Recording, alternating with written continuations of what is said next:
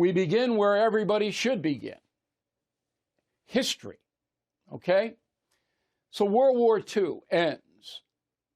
Tens of millions of people in Europe are displaced. They have nowhere to go. Every Jew in Egypt, in Europe, where do they go? Most of their families are destroyed, homes confiscated. They have no money. They have nothing. There are giant camps all over, not concentration camps. These are run by the Allies to feed and house people who have nowhere to go. Okay, so in the Holy Land, and that's a term I'm going to use now, okay, Jews, Christians, and Muslims all consider Palestine the Holy Land. There is a Jewish authority established there. Okay, it's run by a guy named David Ben-Gurion. This is 1948. There's negotiations going on with the Allied forces, that is France, Great Britain, and America, to have Jews come to the Holy Land and establish a country, which happens. Okay? Harry Truman, the President of the United States, was the spearhead for that. Clement Attlee, the British Prime Minister, didn't want it. Opposed it. Winston Churchill, out of office then, he came back in a few years, he supported it. Okay, so the Jewish state of Israel arises. America recognized it first day. The UN recognizes it months later. There it is. Jews come from all over the world, but mostly Europe, okay, to Israel. Well, they displace Arabs who were there for centuries because the Jews have more power. And so Arabs are shunted aside.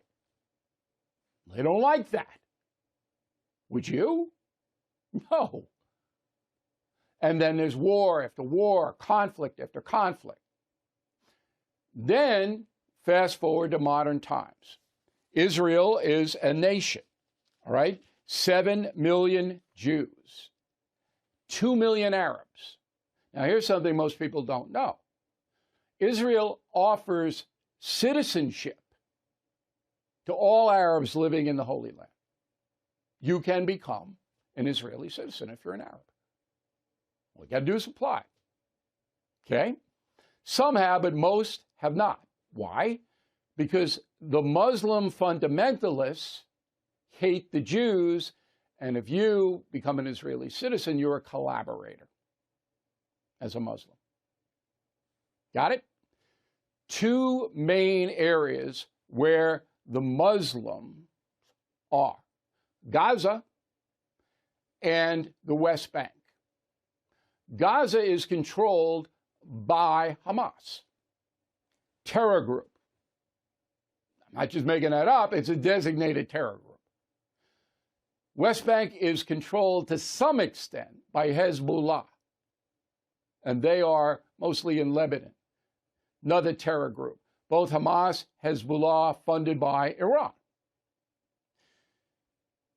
The only foreign policy Hamas has is kill every Jew.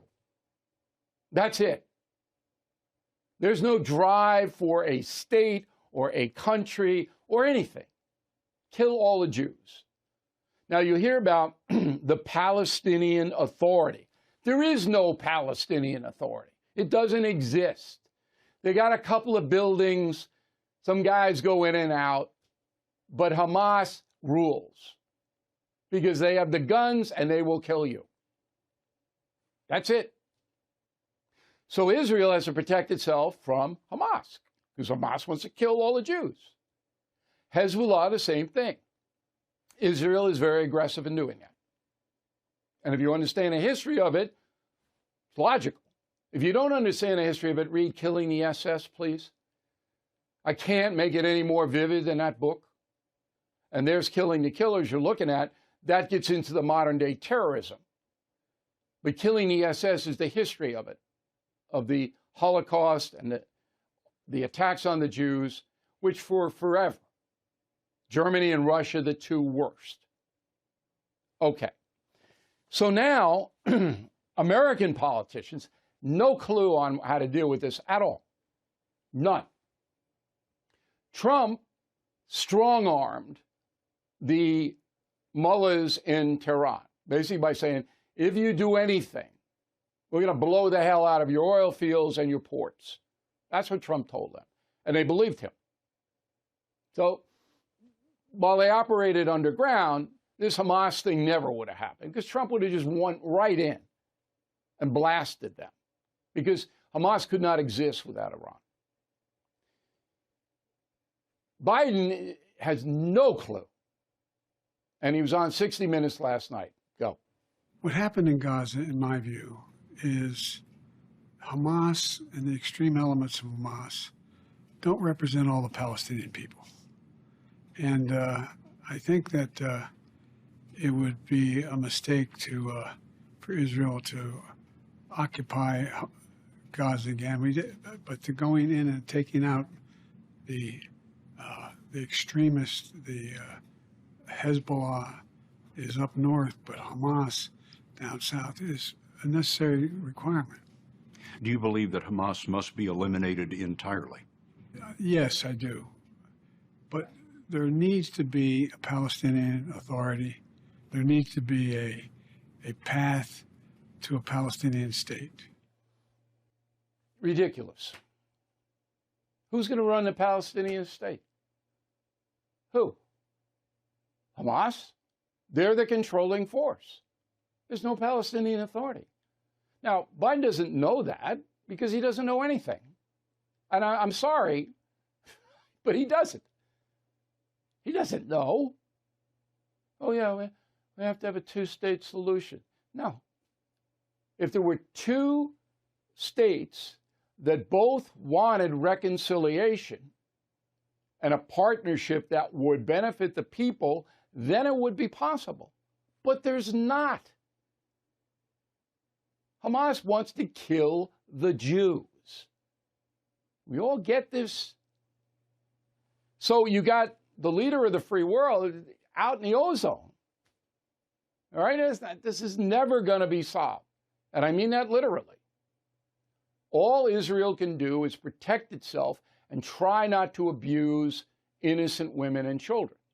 Finally, kids in Gaza, West Bank, Syria, wherever, are taught to hate Jews from the time they are cognizant of anything.